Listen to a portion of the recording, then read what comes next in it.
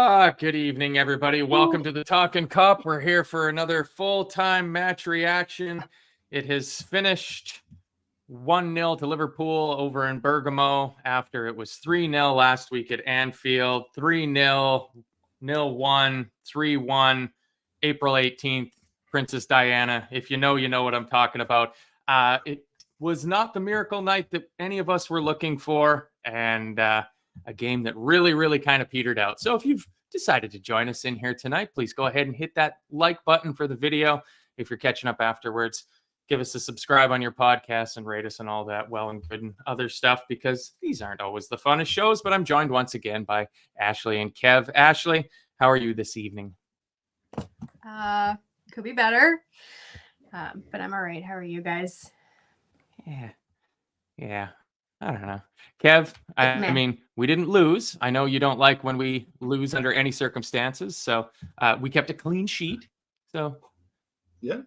I mean, look, I'll be honest. I'm trying to think of any other silver linings. Yeah, Trent got an hour, looked good. Got a win away from home, clean sheet. Damage was done in the first leg at the end of the day. And I mean, your heart tells you can to overturn a 3-0 lead away from home. Facts and reality tells you that it doesn't happen, because I don't know if anyone has ever done it. And in the form that we're in, it never looked like we were going to do it. So going into it, all I wanted to see was a performance and a result. I just wanted to win the game and take it from there. Yeah, and there were some really good performances on the night, but credit where it's due. Gasparini has drilled that man-marking system with Atalanta for years, and it shows. They're really good at nullifying a midfield, and credit where it's due. They were very dogged tonight and deserved to go through over the two legs.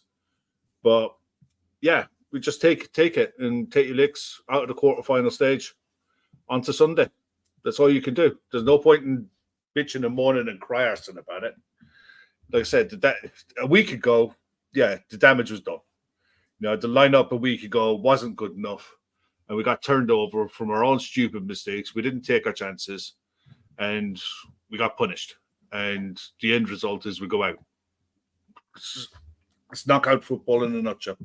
Yeah, it's you can't really lose by 3 clear goals at home in a 2-legged tie and have a ton of expectations of advancing over the 2 legs. But of course, I allowed myself to get up for it again, because why wouldn't you get optimistic for it? Who wants to sit down and just watch a game all dour thinking that there's absolutely no hope whatsoever? And actually, I mean, the lineups drop, and it's a pretty strong lineup that Jurgen Klopp puts out. This wasn't taking Jamie Carragher's original advice of fielding the kids and not worrying about even trying to have an effort in this match.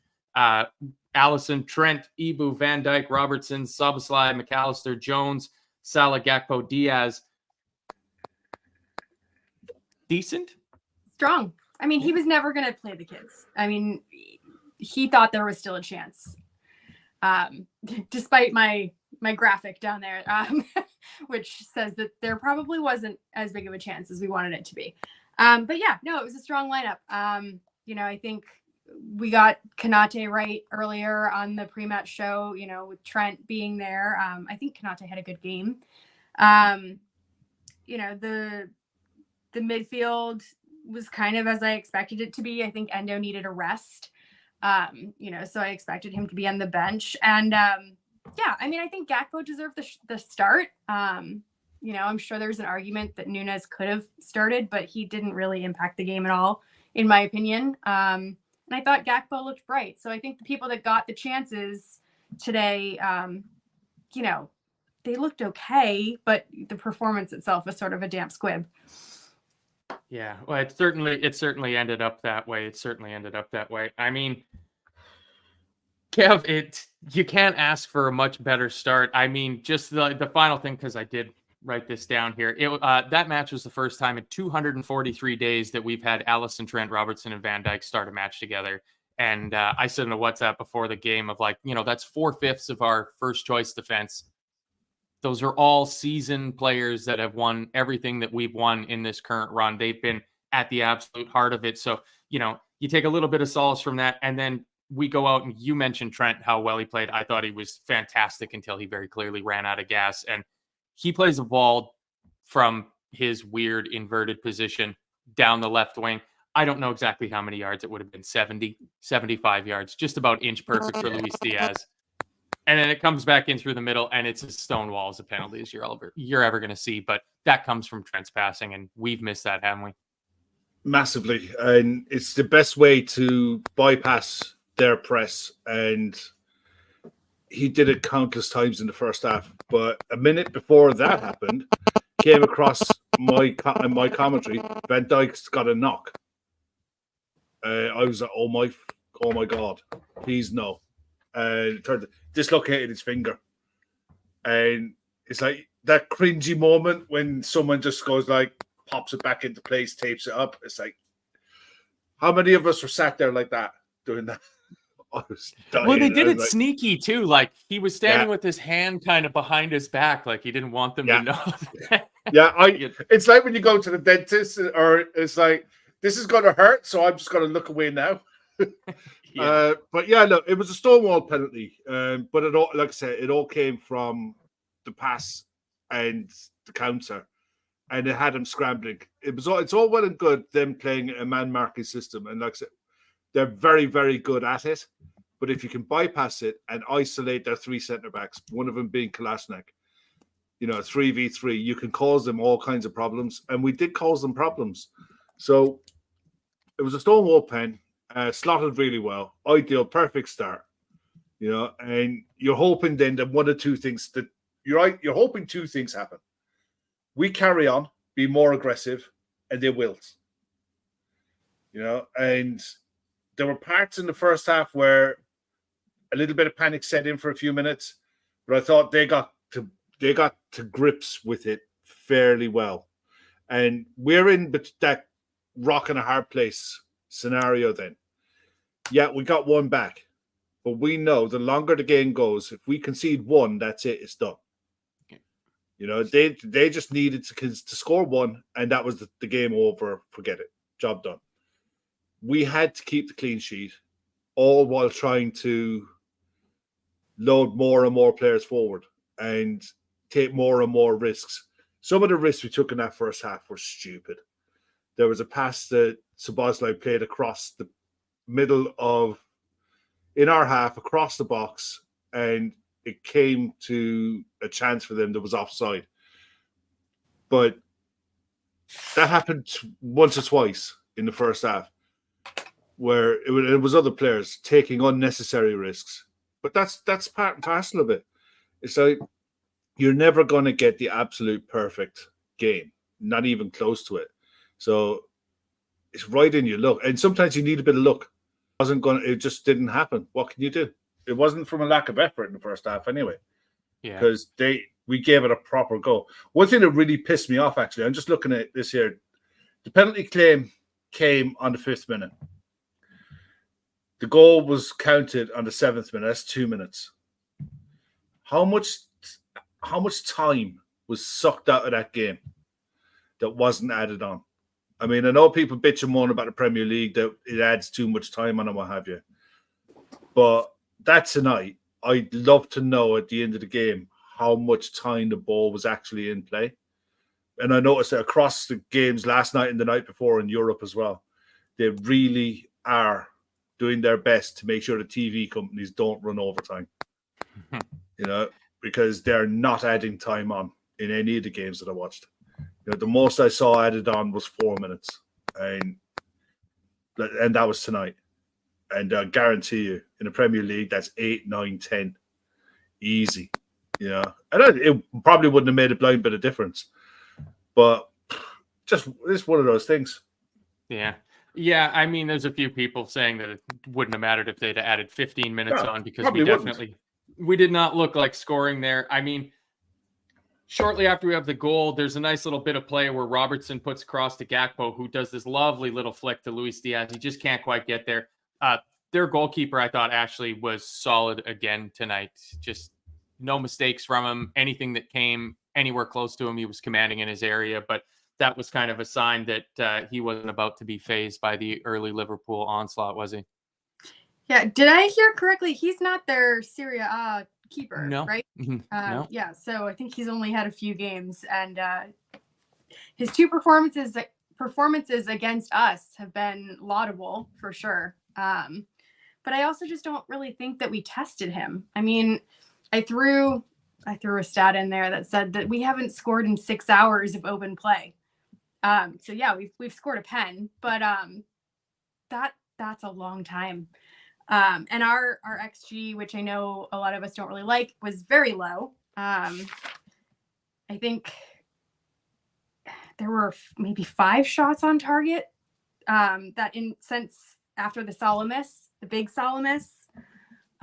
So yeah, I don't think we really peppered him with chances.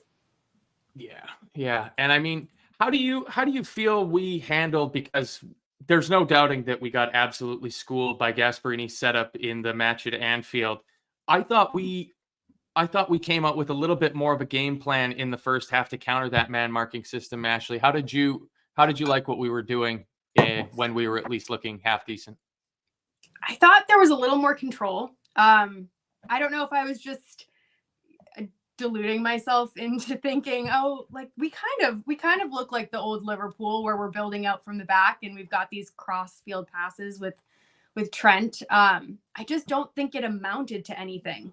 There was a lot of huff and puff without too much actual blowing down, I guess, for lack of a better term. I don't know. I expected more. I guess maybe because the last couple of times we've been talking about the sheer volume of shots that we've had on target. And yeah, they haven't been great shots, but they've still been shots. This time it felt like we turned the dial in the other direction and we were controlling, but the shots just never came. Yeah, I mean, Kev, I thought that there was some really good movement. Like you saw it in tiny bits in the first leg where you'd see like Darwin Núñez drop really deep to get the ball just to see if that defender was going to come with him. But I thought today you saw a lot of really fluid movement from the team. And when we were doing that, when Trent was floating around kind of going wherever he wanted to, and Salah was drifting inside, that's when we looked like we might actually have a game plan to work against this man marking system. You see it the same way? And what happened?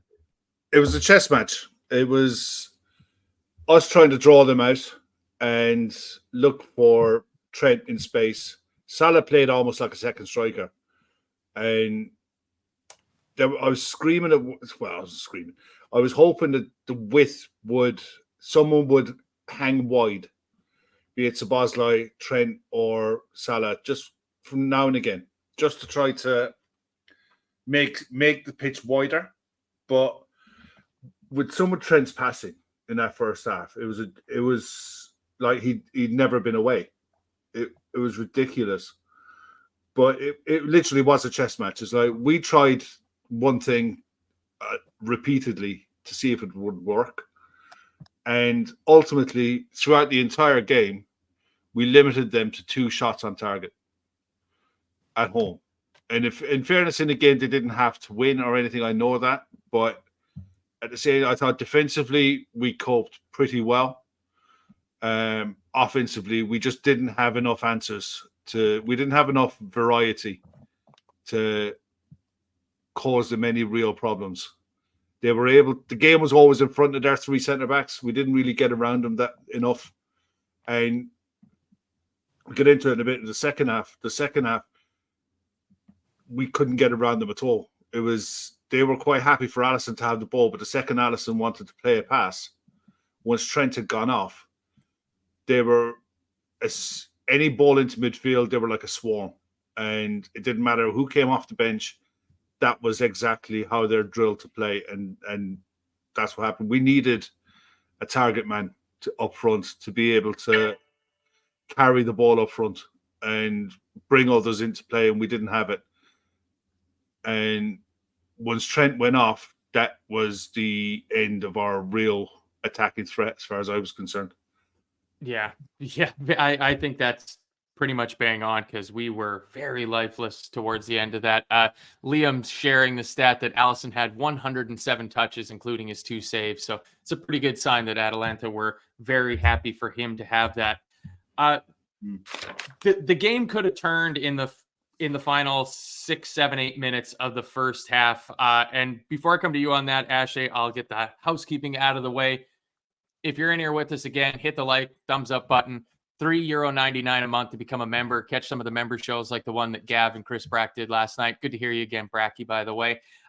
We've got our charities, though, and that's the most important thing. The fan-supporting food banks in Liverpool, the Dublin Lighthouse Cafe, especially for fan-supporting food banks with the season quickly coming to an end. Only 2 more Liverpool home matches now this season, and a lot of that game day donations that they get is going to be drying up. So any contribution you can make to help out with that, you'll always find the link in the description. You'll also find Phil Casey's Quest 5 for 5 that he's doing to support the Laura Lynn Hospice, Dublin's only children's hospice, is in there as well too. And we've got our goaltender back in Alisson, and Alisson is the main prize on this month's footballprizes.co.uk. You know how they have all of their stuff beautifully framed, LEDs and all that niceness in it, but it's a very goaltender-themed set of prizes. This Sander Vestevel Jersey Dudek signed gloves. Alisson's got a boot in there. All other good prizes, £3.95 for a ticket.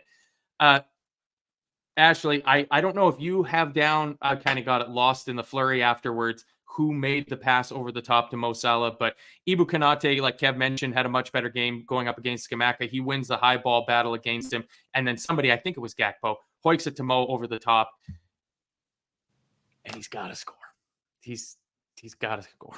He does, but in the form that he's in right now, it was neither one thing or the other. It wasn't a chip. It wasn't going around the keeper. It wasn't put with placement. It was just hit and hope. And it just came to nothing. And I do think that that's where the game could have turned. I think that's where we could have gained the momentum.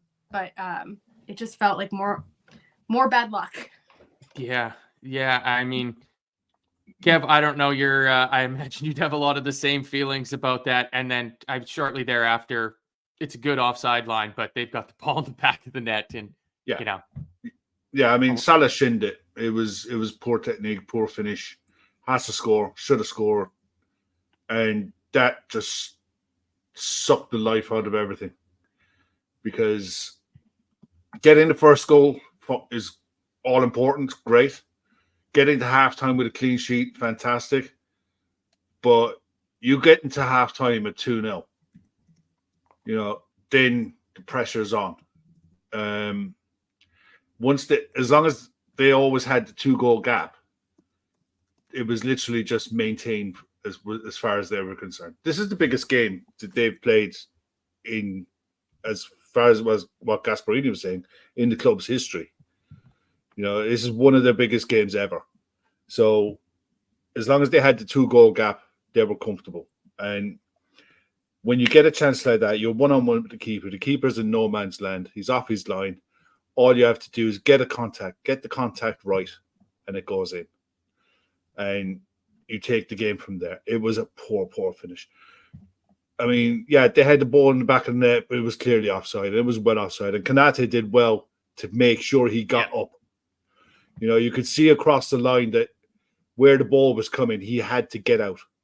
And he got out and made sure that it was offside. But gets to halftime, you wonder, it just felt a bit deflating, because I said it to Chris at halftime. It's like Trent doesn't have 90 minutes in his legs. He just doesn't. He didn't look right when he came on the other day. He just didn't look like he was actually up to match fitness. He looked so much better today. So the fact that he got an hour is going to do him the world of good for the running. But it just felt really deflating going into halftime after that miss.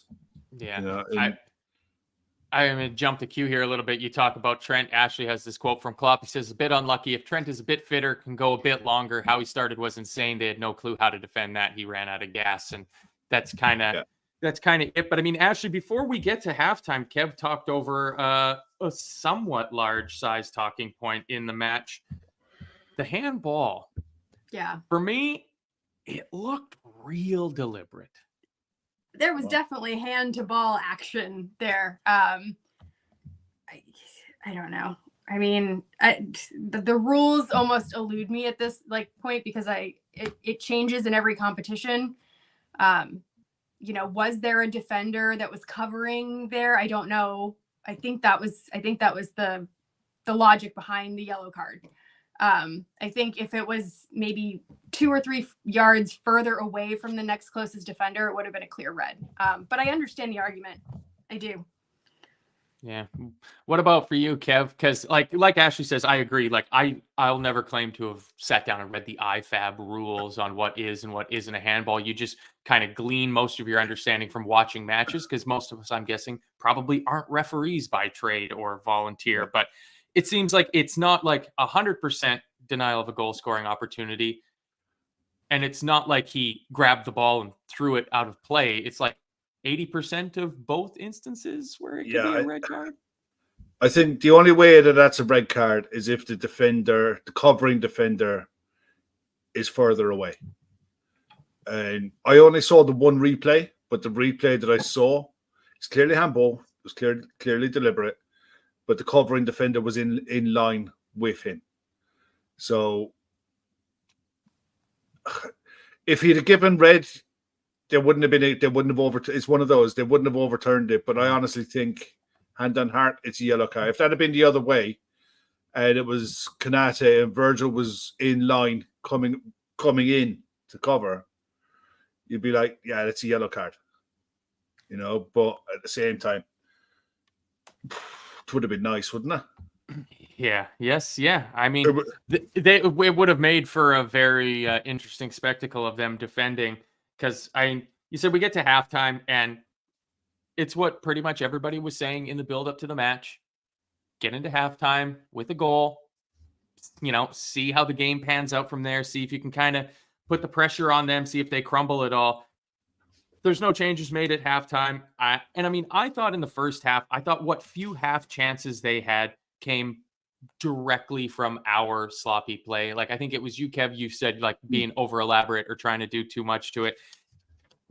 Dominic Szoboszlai turned over a couple of times in the middle of the park. Curtis Jones did as well. Diaz did as well. So I was feeling good coming into the half, but actually I thought Atalanta came out in the second half and looked like they did last week. I thought they looked real sharp for the first 10 minutes or so when we still had the gas. It felt like the air got let out of the balloon.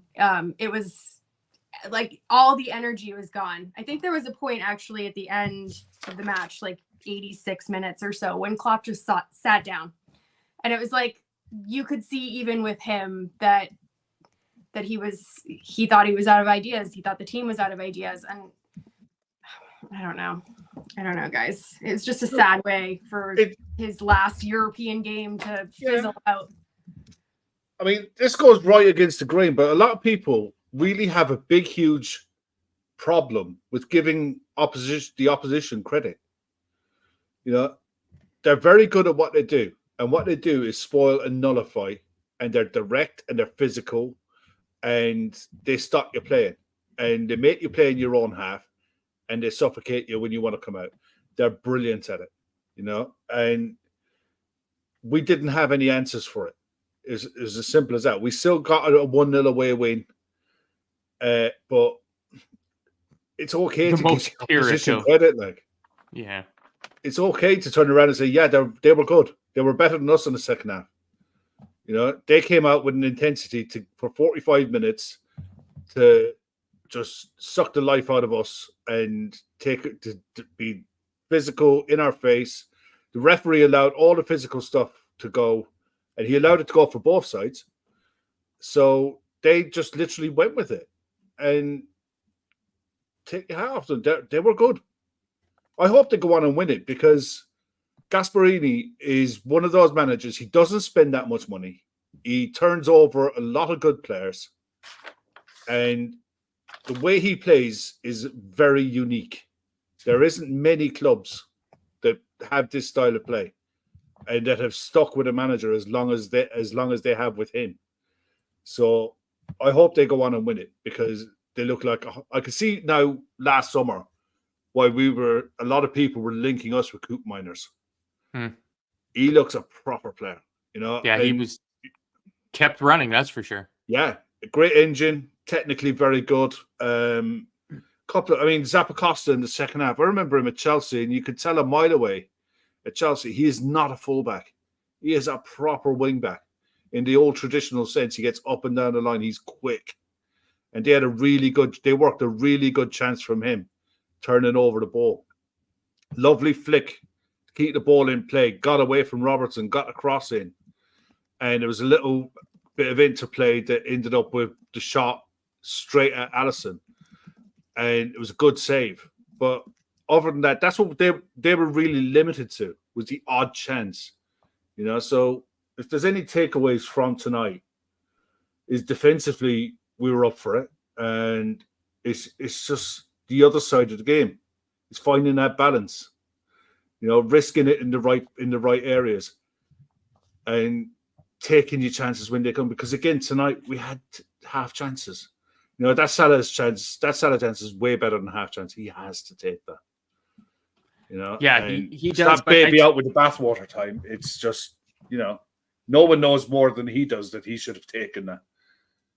Yeah, really the last of any sort of threat that we have, basically around the time that my heart rate started to just settle into a nice resting rate. I mean, Trent goes on this wonderful driving counter, plays a little 1-2 with Salah, ends up winning a corner out of it. This is around about the time that their drummers, I think they were switching because the one guy's shift was over or something like that.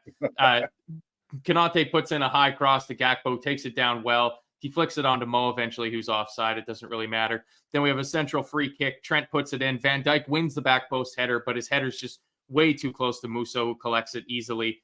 And the next note I have is Trent looks spent. And shortly thereafter, the subs come on. And it really kind of petered out. And I saved this comment from Aunt Dicko because to me, Ashley, this kind of sums up how we played the final 15, 20 minutes of that match. Aunt Dicko says, we played like we were the ones 3-1 up in the second half. Embarrassing, went out with a whimper. It never ever looked like we were going to score. No. I mean, I know that they were throwing on strikers willy-nilly at the end with Dan's and Nunes, and I think Nunes had about 8 touches of the ball overall, which isn't to blame him for today's performance. He didn't really have anything to do with the game. But yeah, there was, at the end of the game, I just felt like just go, like just, you know, lose it trying to win it at least. And it still felt like we were tentative and scared, and I don't know, just afraid.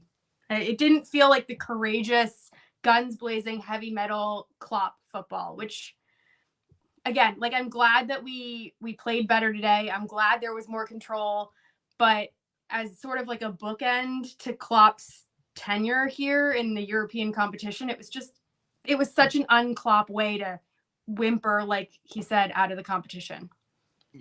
Yeah. And I mean, Kev Mega McCallan says the subs made no impact by the time they came on. We were out of ideas, and yeah, you could have couldn't play through midfield. No, there was a massive. They shut down the middle of the park. But yeah, they shut down the middle of the park. You ended up with McAllister, Jones, and Elliott as a 3 against their 4 in the middle of the park, and they just shut it off. They just shut that area off of the pitch completely. And once you can't give the service to Jota, to Gakpo, to Darwin Núñez, you're taking your oxygen away from them. They can't do anything. They're living off scraps then. They're living off long balls from Alisson. And that's what happened. You can do that with Trent because he's got the ability to pick that 50, 60-yard pass. You know, and he's put in a few players in world football who can do that on a regular basis. But in the second half, when the changes came, where normally we would build through the thirds and pin sides in, to do that, you have to get through the midfield. And if you can't do that, if you can't get through the midfield, you're stifled. You end up going direct, and then it's hit and hope. And that's how it played out. You know, it was just, we just couldn't get through. And yeah, I think they could have risked more to try to win it. But I don't think they had it. I don't think we had it in us. I genuinely don't. Yeah, I mean it's tough to say because we've seen Liverpool and even this Liverpool, pull some results out of the fire that you didn't think was going to happen. You wouldn't have been ridiculous for thinking that Nottingham Forest had gotten away with taking points off of us when it ticked into the 96th, 97th minute. But those games, those situations, it felt like there was the possibility of something happening. And this one just, absolutely. Jayden Danns gets his European debut. I guess there's something else for it. Poor kid. I mean, that's really not the debut he would have wanted to have. So let's go through some of the quotes you've compiled for us here. Ashley, start us off with Virgil van Dijk. So Virgil started out with much better than last week, but it wasn't enough. We need our fans more than ever for the last 6 games of the season where anything is possible. We have to quickly, very, very quickly turn this around. Yeah, it's all of a sudden, I mean, that 6 games left thing, because I remember doing shows in December and January being like, all right, Klopp's got like 25 to 33 possible games left. And it's like, shit, you're almost down to counting them on one hand now. But speaking of Mr. Klopp, what did he have to say? He seemed pretty positive, actually. He said, we created 67 shots in the 3 games we didn't win. It's really strange. We played not bad in those games. We are back to winning ways. We won the game. That's the reaction that we wanted to show. Atalanta deserved to go through. We can now focus on the league from now on. A bit unlucky. If Trent is a bit fitter, he can go a bit longer. How he started was insane. They had no clue how to defend that, but he ran out of gas. This tonight was the reaction we needed. I'm happy with big parts of the game. Let's put a line under this competition. We wished for our people that we could have gone to Dublin. With a few of the situations we had, I think we gave them some concerns. They realized it would not be easy. I'm really fine with that. Disappointed that we did not go through, but not frustrated or angry. Now we can focus on the league. That's what we will do. I saw a good reaction from my side. We had not a great week last week. This, if you want, is the start for the rest of the season. A good performance and a good result. That's how we see it. Yeah. On Salah's forum, he said, I'm not particularly concerned. That's what strikers do. That's what happens to strikers. We have to go through this. He's one of the most experienced strikers. Atalanta deserved to go through. I don't want to go through if you don't deserve it. It's all good. Yeah, I mean, Kev, that's trying to put a positive spin on things. He's saying all the right things in here at the end of the day. I'd imagine he's sick at some of what he saw, but a lot of what he saw, I mean, little things. Last week, Ibu got bullied by Skamaka. He got absolutely bullied left, right, and center. Tonight, he didn't. He won most of his, I think he won some like 3/4 of his battles in the air. He won almost all of his battles on the ground. Yeah, he's never going to look graceful and elegant on the ball. But, that was a battle tonight for him, and he come through it pretty well. Getting an hour into Trent, good. We're not going to face a side like that again. Thank God. But it is literally a case of now 6 games to go. We've 3 more away games before our next home game is at Spurs, against Spurs. So it's literally, it's going to be the first time, I'd say, in months that the players can actually focus on one opponent, at a time, without having to worry about managing minutes. Even though they're all away, they're all against sides that we know what they do. We know what they're playing, the style of play they're playing. And yeah, I'm fine. I'm fine with it all. It is what it is. It's done. We had a decent run in Europe, some good performances, a load of debuts made this season in the Europa League. And the benefits of that's going to come in the next couple of seasons. When you look back at it, you see, yeah, he made his debut against whoever in Belgium in Europa League 2 years on, 3 years on. Look at it now. There's going to be a fair few players to look back on this season's Europa League run, and it'll be the one that will stand out as that was a massive benefit to their development. Obviously disappointed not to be going to the final, but at the same time, it's football, isn't it? Yeah. You don't always get what you want. Yeah, and if you want to get a deal on a much cheaper hotel or Airbnb in Dublin for the middle of the third week of May, I imagine that the prices are plummeting at a rate of rate not. Yeah, they are. They are actually absolute knots.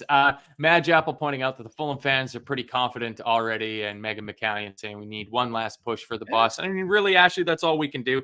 Like it's beyond disappointing, especially when you think that we were hot favorites to win this competition. But what's done is done. There's nothing we can do about it. There's no sense, tearing our hair out and gnashing our teeth together. We just need to focus on those final 6 league games and hope that we get some help from somewhere else, don't we? Yeah. And I mean, it's a level playing field for all of the competitors that are going for the title. No one has midweek games left. So, outside of the FA Cup. But yeah, so I don't know, one final push. It's all we've got. Well, for the best. The thing is, look at Arsenal playing Saturday evening against Wolves away. And at the end of the day, they've got to get themselves back up after the disappointment of going out last night to Bayern Munich. Man City have the Cup against Chelsea. So I'd imagine they'll make a rake of changes. And I don't think Pep gives a flying fiddlers about the FA Cup. If they go through, they go through. If they don't, they don't. I don't think he cares. There's a lot of those players last night were suffering at the end of that I was delighted to see. And it's a piss off that City don't have a league game this weekend. Yeah, but at the same time, I'd rather get to a situation where it's points in the bag, not games in hand, because they still have to play the games. Yeah, and we play twice before City play again in the league because we've got the early kickoff next Saturday after the derby, or what did we play? Three in the space that they play one, I think is what it comes down to being.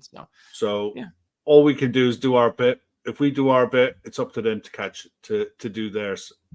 Try and take it to the last game and see what happens. What more can you do? Yeah. It's like Fulham fans are looking forward to us coming there after the way we played them this season already. Good. That should be fun. Yeah, I mean, Bob Paddock's looked into his crystal ball and given us a little bit of prediction. He's got Wolves Arsenal 2-2 draw. Liverpool beat Fulham 1-0. Liverpool beat Everton 3-0. Brighton beat City 2-1. And then Liverpool beat West Ham 1-0. I mean, we would all absolutely take that. And Rory Fitzgerald says Wolves v Arsenal on Saturday. And if they draw that and if we can win versus Fulham, then it's a 5-game head-to-head with Manchester City. I'd take that now. It would feel like we've achieved something positive, and that's good. See, just a nice 38, 40 minutes worth, and then we can just forget about what's done is done and try to focus on supporting through to the end of the season, because before we know it, it's going to be June and there's going to be no Liverpool football. And this is the kind of stuff, I mean, I don't get this. There's a comment there from Stephen Kingsbury, right? Unfortunately, we will not win our games, and City will win all of theirs. Well, why don't you just cancel your TV subscriptions then and just stop watching football? I don't get that logic. I don't get that attitude. You have to hope that they can lose. But what's the point in watching football? Do you know what I mean? What is the actual point?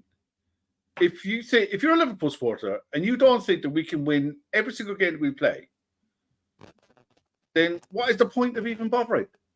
Save your money, save your time, take up a different hobby. Yeah. Honest to God, that's just I don't understand that mentality. That's childish in the extreme. I don't get it. I'll never get it. Thank God I'll never understand that. I understand a lot of shit. And there's a fair chance that we will not get all of our wins. But you know what? I hope we fucking do. Yeah. And I want to watch it in case we fucking do. Yeah, exactly. That's the thing. Honest to God. You don't want to give up and then only find out that there's been a miracle. Like that. Yeah. It always makes me think back to when we had our comeback against Dortmund in the Europa League, whatever that is now, 7 years ago, 8 years ago, something like that. We went down shortly after halftime and we were supposed to go over to the in-laws. My wife was like, "Can we go now?" And it was like, "Yeah, I guess so. There's no point in watching this." And a half an hour later, I'm looking down like, we fucking won. So just hang in there. There's only 6 games left. It's not that bad. Marseille just won on penalties. Angel Di Maria put the first penalty of the shootout against the base of the post, and Marseille go through to play Atalanta in the next round.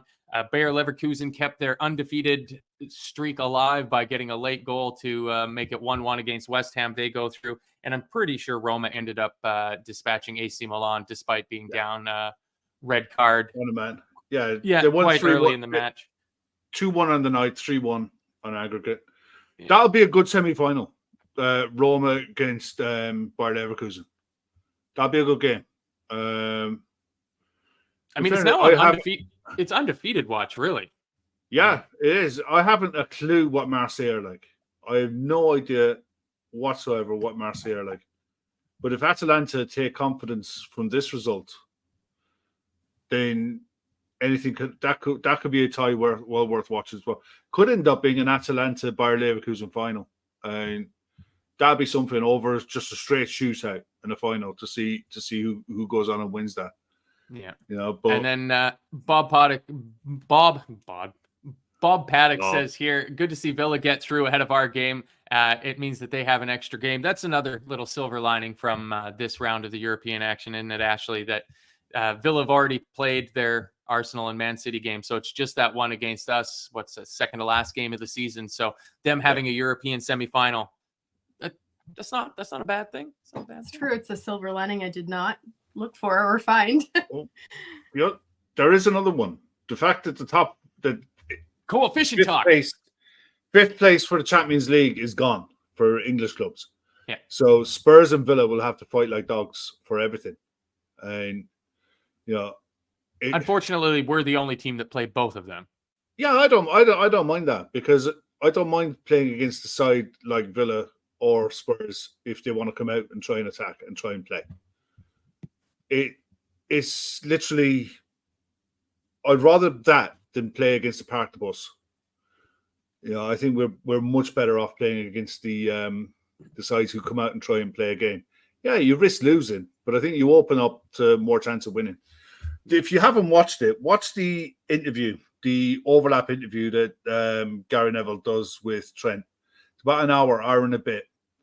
But the breakdown in the mentality from Trent about how this current side are playing and how they approach games, it's well worth sitting down and just taking it in and listening to what they have to say and put it into context of how players act when they come into the side, how the players approach games and how they approach situations in games where they'll try to get out in front of a ball and risk trying to win it. And if they don't win it, it might go sideways, but they'll try and win it first. So it's well worth a good hour and a bit of anyone's time, honestly. Well, I can't stand the rat face. He certainly played like he was trying to win it tonight, but it just comes up short. I mean, it's a bit of a habitual thing that we do. Ashley, man of the match for tonight? Allison, I think he had the most touches of anyone on the pitch. He felt like, granted, he scared me with a few little dribbles in the box, but I don't know. It was just nice to see him get back there. It was nice to get a clean sheet. The players seemed like they were confidently passing back to him, which it isn't, they were passing back to Kelleher, but not with the same frequency. I feel like with Ali, it's different. So I would give it to him. And Kev, I'm guessing I know who you're going to give your man of the match to. Has to be Trent, even though he didn't play the 90. Yeah, he was different gravy. That was as good a passing display that I've seen from him in a long time, of any season. I was worried about him at the weekend when he started, or when he came on, that he didn't immediately go out and take the corners coming from the right. I thought, is his leg actually right? Is there something not quite right with it? There's fuck all wrong with his leg tonight. Yeah, he had that one burst right when he first came on. I think it was his first touch in the last match where you're like, oh, here we go. Like, look at him grab that and just take it. But he petered out. But tonight, I just thought it was excellent. No, it was really, really good. It was really good. Sam